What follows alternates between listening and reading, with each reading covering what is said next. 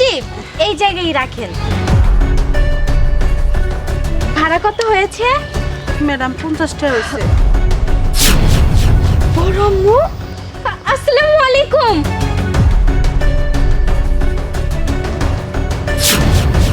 বড় আম্মু, আপনি কেমন আছেন? কে তুমি মা আমার সালাম করতেছো আবার বড় আম্মু কইতেছো? বড় আম্মু, তুমি আমাকে চিনতে পারো নাই?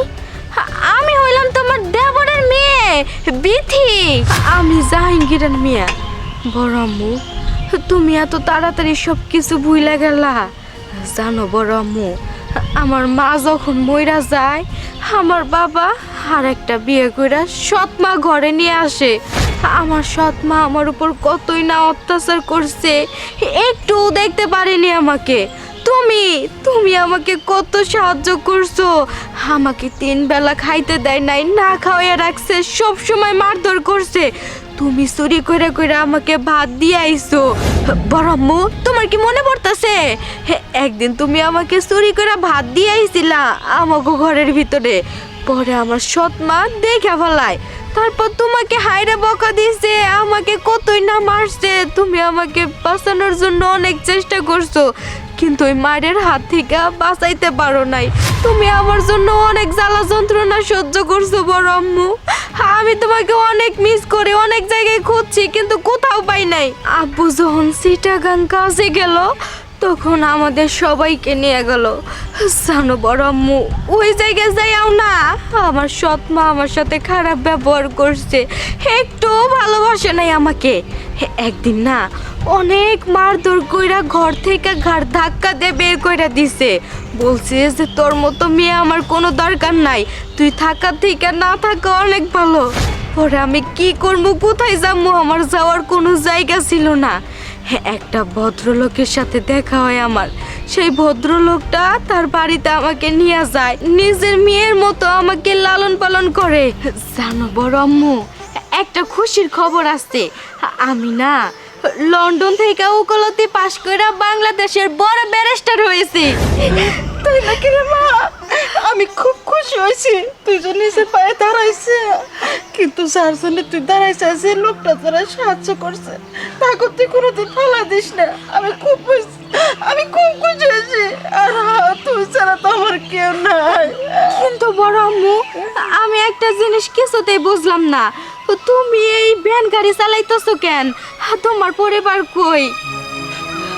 সবকিছু আমার ভাগ্যের দোষ রে মা। দুঃখের কথা কি কম রে মা, আমার কপালটা পুরা। তুই তো জানোসই আমি একটা স্কুলের মাস্টার নিছিলাম। হঠাৎ করে আমার চাকরিটা শেষ হয়ে যায়, বয়স হয়ে গেছে গা।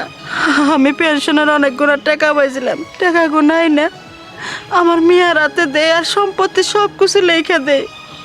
পরের দিনে আমাকে মারধর কইরা বাইর থেকে বাই করে দেয়। পরে কি করবো, কিছুদিন মানুষের কাছ থেকে চায়া চায়া খাইলাম, মাইসের নানান কথা কয়। পরে সহ্য করবার না পাইলে ব্যানটা ভাড়া নিয়ে ব্যান চালাই নিজের পেটটা কোনো রকম চালাইতেছে। এইভাবে আমার দিনটা কায়দা খেতেছে। কিন্তু তোরে দেওয়ার পরে আমার আত্মারা শান্তি হয়েছে, আমি আর খুশি, আমার আর কোনো দুঃখ নাই। কিন্তু মা, তুই আমার কথাতে মাঝে মাঝে আমার দেখ পারাবি? বড় আম্মু, এইগুলো তুমি কি কইতাছো? মাঝে মধ্যে তোমারে দেখতে আইমু মানে তুমি আজকের পর থেকে আমার কাছেই থাকবা, তোমার আর এই ভ্যান গাড়ি চালাইতে হইব না। আচ্ছা, আমি তোর কাছে থাকবো। সত্যি আমার এক মেয়ে মরে গেছে মনে করবো, আল্লাহ আমাকে আর একটা মেয়ে দিছে। আমার মেয়ে না, আমার মেয়ে কোনে যাবি?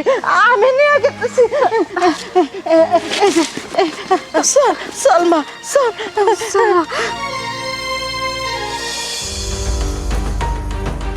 ম্যাম আসসালামু আলাইকুম। ওয়ালাইকুম আসসালাম। ও শিট, মা এখানে কি করছে? আর এই মহিলাটা আমার পিস ছাড়তেছে না। এই মহিলাটাকে ঘাড় ধরে বাড়ি থেকে বের করে দিয়েছি, তাও এই মহিলাটা আমার চোখের সামনে এসে পড়তে হলো।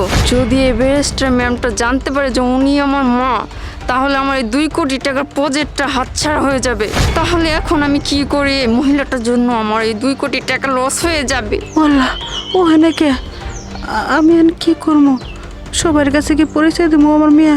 না, পরিচয় দেওয়া লাগবো না, থাক দেখি কি করে, আমি যেমন আছি সেমনই থাকি, আমি বিতির কাছে ভালো থাকবো। ও, আপনি আমাকে কল করেছিলেন? জি ম্যাম, আমি কল করেছিলাম একটা সিগনেচারের জন্য। হ্যাঁ ম্যাম, আপনার জন্য আমার বৌমা 2 বছর ধরে অপেক্ষা করতেছে, শুধু আপনার একটা সিগনেচারের জন্য। হ্যাঁ ম্যাডাম, উনি ঠিকই বলেছে। আমার বৌমা আপনার জন্য 2 বছর ধরে অপেক্ষা করছে শুধু একটা সিগনেচারের জন্য। আপনি তো অনেক বড় সিনিয়র ব্যারিস্টার, বিলেত থেকে পাস করে আসছেন। তাই যদি সিগনেচারটা দিতেন। হ্যাঁ, বুঝতে পারছি সব কিছু। আমার একটা সিগনেচারের জন্য আপনারা অপেক্ষা করছেন, কিন্তু আমি আপনার বিষয়টা খুব ভালো করে বুঝতে পারলাম না।